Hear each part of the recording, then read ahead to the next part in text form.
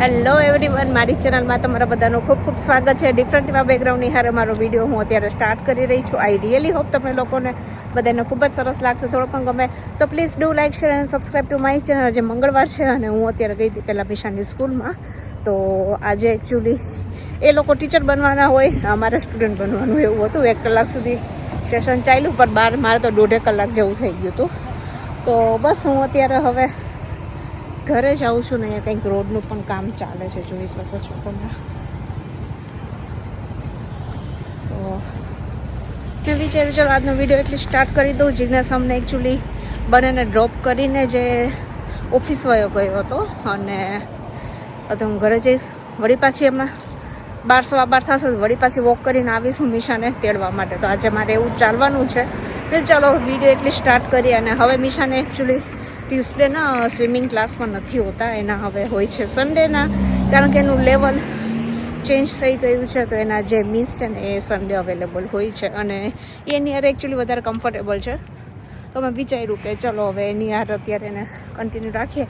અને આ છે ને તે લાઇબ્રેરી છે, તો કોઈક વખત દેખાડીશ એની લાઇબ્રેરી કેવી હોય છે તે પણ ડેફિનેટલી તમારા લોકોની યારે હું શેર કરીશ. આઈ ડોન્ટ નો, ઘરે જઈને હજી તો બધું એમને એમ પડ્યું છે, કારણ કે સવારે 8:30 વાગ્યાની હું એમને નીકળી ગઈ હતી.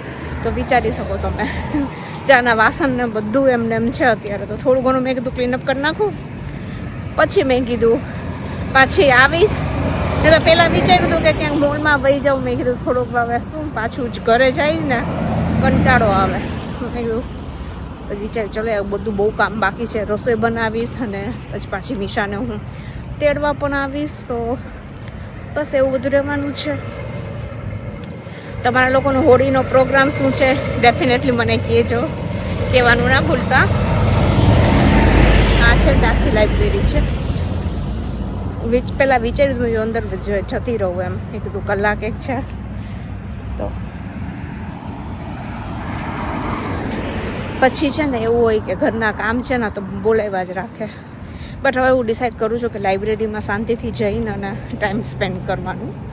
ઘરમાં હોય ને તો ઘરના કામ કોઈ દિવસ પૂરા થતા જ નથી. એમ થાય કે આ કામ કરી નાખીને આ કામ કરી નાખીને બસ પછી એને જ લાઈફ એવી ને એવી રહી જતી. એવું ઘણી વખત ફીલ થાય. એના કરતાં તો લાઇબ્રેરીમાં અમે કંઈક હવે રીડિંગ કંઈક ચાલુ કરું કે જે મને ખૂબ જ પહેલાં ગમતું. ડિફરન્ટ બુક્સ ને બધું રીડ કરવાનું. તો મેં તો અહીંયા ઘરમાં એ પછી બુક લઈને ઘરમાં કંઈ પછી બહુ એટલી વંચાતી નથી. એના કરતાં અહીંયા આવીને શાંતિથી 1-8 કલાક બેસીને જાઉં તો તમને મજા આવે. લેટ્સ સી, ટ્રાય કરશું કંઈક સમથિંગ ન્યૂ કરવાની. કેવું ફિગર આઉટ થાય છે જોશું. તો ચલો હવે તમે લોકો પણ મારી યાર પહેલાં ઘરે હવે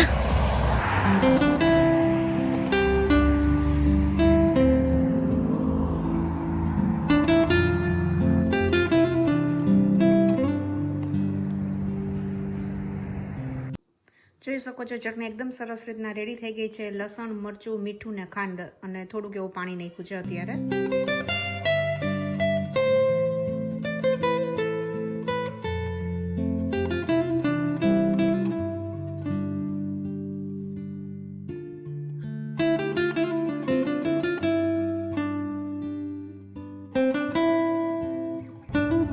અત્યારે અમે લોકો બસ આવી ગયા છીએ સ્ટેપલમાં, કારણ કે મિશાને કંઈક બુક ને એવું કંઈક લેવાનું હતું તો લેવા માટે આવ્યા છીએ. અને એકદમ સરસ મજાનું સનસેટ અત્યારે થઈ રહ્યો છે.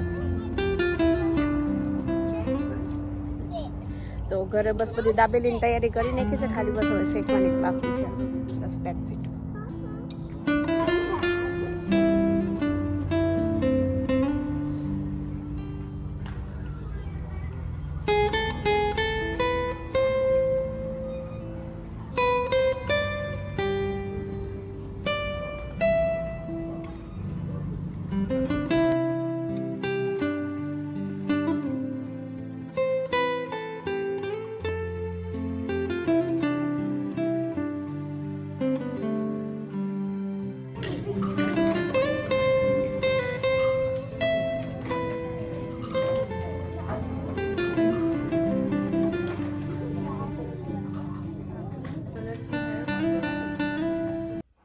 હેલો, તો આજે નેક્સ્ટ ડે છે. કાલે દાબેલી બનાવી હતી મેં, તમારા લોકોની યારે જસ્ટ શેર કરી દીધું હતું. Video I don't know somehow આવ્યો જ નહોતો. મેં લીધો પણ હતો અને આવ્યો જ નહીં. અત્યારે એડિટિંગ કરવા બેઠી ને ત્યારે મને ખબર પડી કે વિડીયો તો આવ્યો જ નથી. તો ચલો ફટાફટ હું તમને રેસીપી કીધું જ. મેં આ વખતે ને રેડીમેડ જે દાબેલીનો મસાલો આવે ને એ જ યુઝ કર્યો હતો. ઘણી વખત હું બનાવતી પણ હોઉં છું, બટ આજે મેં એ જ કર્યો હતો. તો સોરી કાલે તો બર્ડનો અવાજ તમે સાંભળી શકો છો. ચણ છે ને ખાલી થઈ જાય ને તો પણ એ લોકો બહુ જ બોલતા હોય. તો દાબેલીનો જ્યારે તમે મસાલો બનાવો તેલ નાખવાનું, મસાલો નાખવાનું, બટેકા નાખવાનું, ધેટ્સ ઇટ. એકદમ સરસ રેડી થઈ જતું હોય છે. પછી એની અંદર જો તમે લોકો ઓનિયન એવું ખાતા હોય તો નાખી શકો છો. હું ઓનિયન અને ગાર્લિક જનરલી ખાતી નથી હોતી. ગાર્લિકની ચટણી બનાવી હતી, બટ હું જે જિજ્ઞેસની જે દાબેલી રેડી કરું ને એની અંદર જ હું એ ચટણી એડ કરતી હોઉં છું. મારામાં ખાલી ગ્રીન ચટણી અને મીઠી ચટણી જે હું બનાવીને રાખતી હોઉં છું હંમેશા એ એડ કરતી હોઉં છું. તો એવી રીતના મસાલો બનાવી નાખવાનો. એની અંદર મીઠું કે કંઈ નાખવાની જરૂર નથી પડતી હોતી. ખૂબ જ સરસ મસાલો તે રેડી થતો હોય છે. બન હું હંમેશા પટેલ બ્રધર્સના જ લેતી હોઉં છું. ઘણી વખત મેં તમારા લોકોની હારે શેર પણ કરેલા છે તે. તો વડાપાઉં છે, દાબેલી છે, ના બન હું મોસ્ટ ઓફ મને જો મળી જતા હોય ને ફ્રેશ તો હું ત્યાંથી જ લઈને આવતી હોઉં છું. તો બસ બાકી એક સાઈડ લસણની ચટણી, એક સાઈડ આંબલીની જે મીઠી ચટણી હોય ને એ લગાડવાની અને વચમાં દાબેલીનું સ્ટફિંગ મૂકી દેવાનું. એની અંદર તમારે સેવને તમારે નાખવી તમે નાખી શકો છો. હું સેવ જ્યારે આખી રેડી થઈ જાય ને બટરમાં શેકી નાખું અને આખી રેડી થઈ જાય ને પછી હું એને ખાલી આમ બધી બાજુ જસ્ટ સ્ટીક કરી દેતી હોઉં છું. અને સિંગ તમે એના સ્ટફિંગમાં પણ નાખી શકો. ખૂબ જ સરસ લાગતું હોય છે.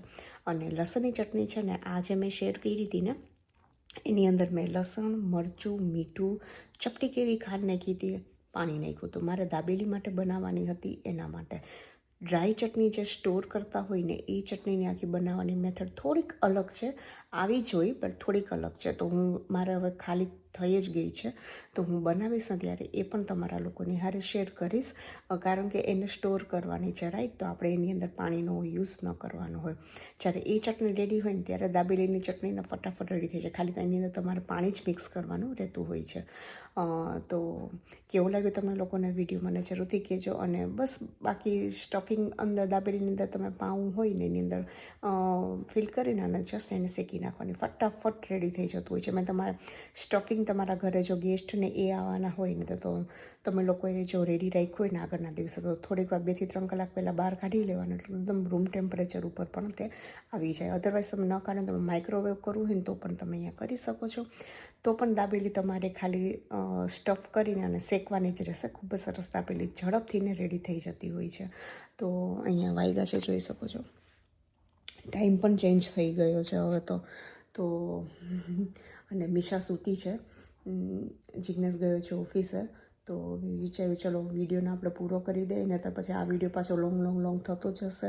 અને એકચ્યુઅલી તમારે લોકોને હોળી ક્યારે છે મને કહેજો. કારણ કે ઘણા મંદિરમાં છે ને આજે પણ કરે છે અને કાલે પણ કરે છે. એવી રીતના છે બધું અલગ અલગ. કારણ કે અહીંયા એકચ્યુઅલી ગ્રહણ છે ને ચંદ્રગ્રહણ છે. તો ખૂબ જ મોટું છે ચંદ્રગ્રહણ. તો આઈ ડોન્ટ નો અહીંયા રેડ મૂન કહેતા હોય એવી રીતના તે દેખાવાનો છે. Let see. તો ઘણા મંદિરમાં એવું આવ્યું છે કે આજે કરી નાખવાના છે. તો જોશું અમે લોકો. જિજ્ઞેસ જો આજે આવી જશે ટાઈમસર તો આજે, અધરવાઇઝ અમારે કાલે તો જવાનું જ છે. એવી રીતના ક્યાંક કરશું. લેટ સી કેવું ફિગર આઉટ થાય છે તે. તો કેવો લાગ્યો તમને લોકોને આજનો વિડીયો? નાનો શોર્ટ એવો લઈને જ આવી હતી. અને હજી તમારા લોકોને કેવા વિડીયો જોવા છે એ પણ મને જરૂરથી કહેજો. તો ચલો આજનો વિડીયો આપણે અહીંયા જ રાખીશું. આઈ રિયલી હોપ તમને લોકોને બધાને સારું લાગ્યું હશે. શું સારું લાગ્યું એ પણ કોમેન્ટ કરવાનું બિલકુલ ના ભૂલતા. હું જ આવીશ એક નવા સરસ મજાના વિડીયોની હારે. ત્યાં સુધી bye bye and take care.